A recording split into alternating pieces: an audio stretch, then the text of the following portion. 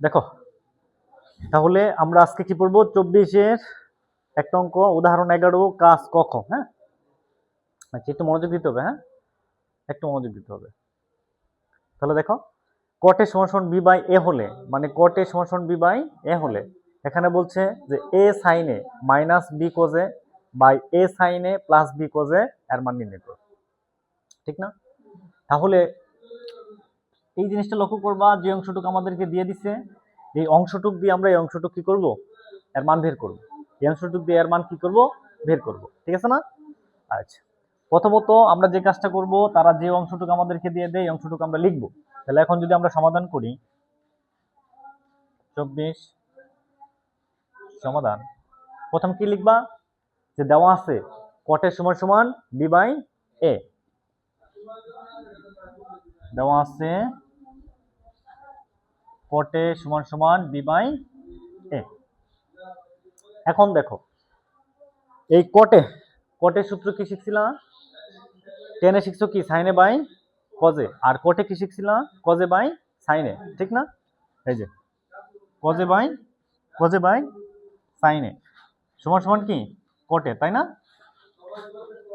তাহলে কোটের সূত্র কি কজে বাই সাইনে।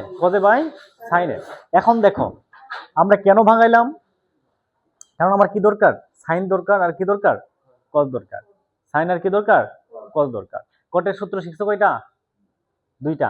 কয়টা শিখছো দুইটা। একটা শিখছো কোটে সমান সমান 1/10 এ। হ্যাঁ আবার কি শিখছো কোটে সমান সমান কজে বাই সাইনে। ঠিক না? এখন এটা ব্যবহার করবো না এটা ব্যবহার করবা অবশ্যই নিচেরটা। ইয়েস অবশ্যই নিচেরটা। কেন? কারণ এই যে দেখো সাইন আর কজ দরকার এই যে কজ বাই সাইন পাইছো তোমরা এইটা ব্যবহার করতে পারো কারণ 10 এর আবার ভাঙাবা 10 এর সূত্র কি আবার সাইনে বাই কজে। তাহলে ওটা ঝামেলা বেশি এটা ঝামেলা কম এই জন্য এটি ব্যবহার করবা। হ্যাঁ আচ্ছা তাহলে দেখো আমি কজের ভাঙাবো তাহলে কটের ভাঙাবো কটের সমান সমান কি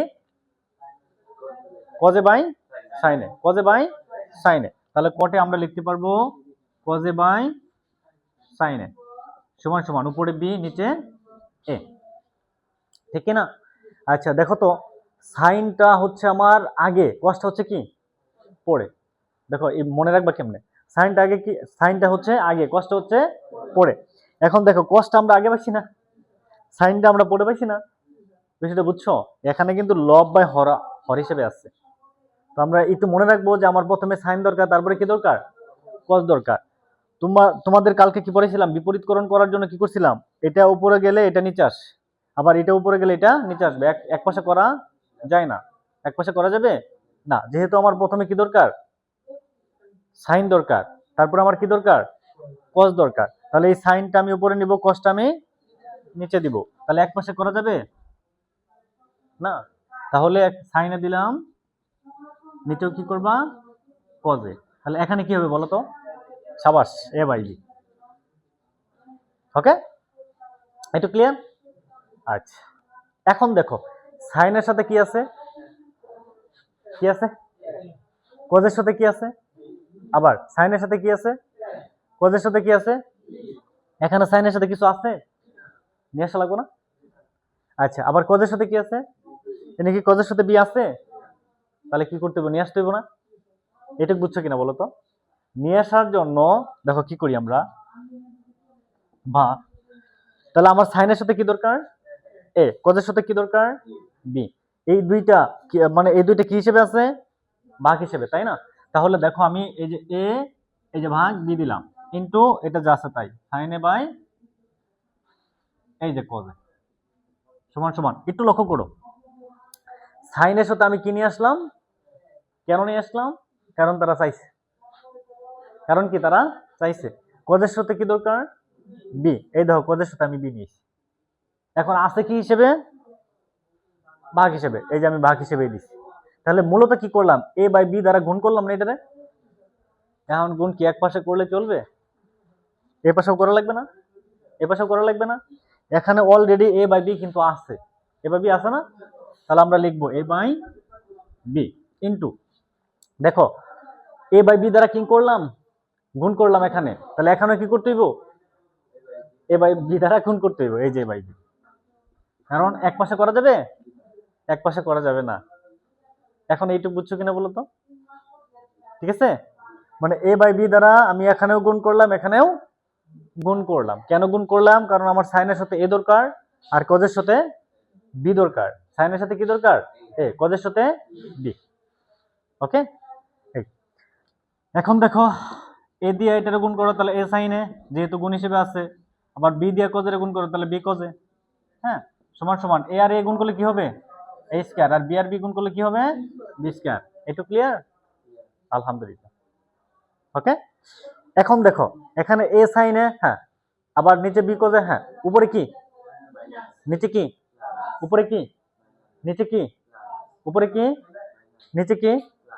ওকে, তাহলে উপরে হচ্ছে মাইনাস আর নিচে কি, এর মানে কি বিয়োজন।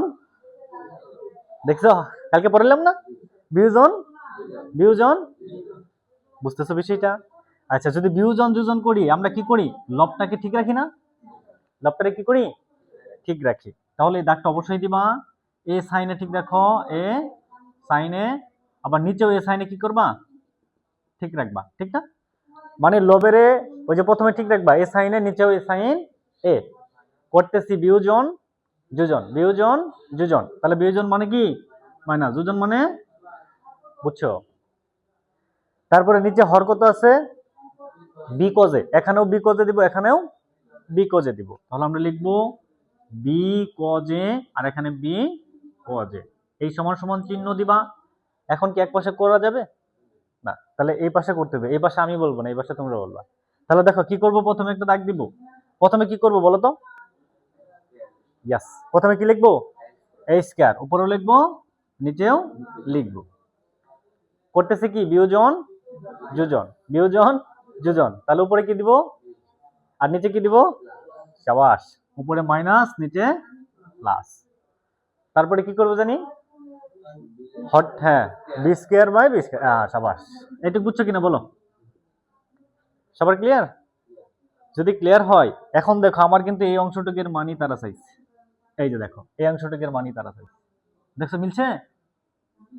তাহলে এই অংশটুকের মান কিটা না, এটি আমার আনসার। কঠিন,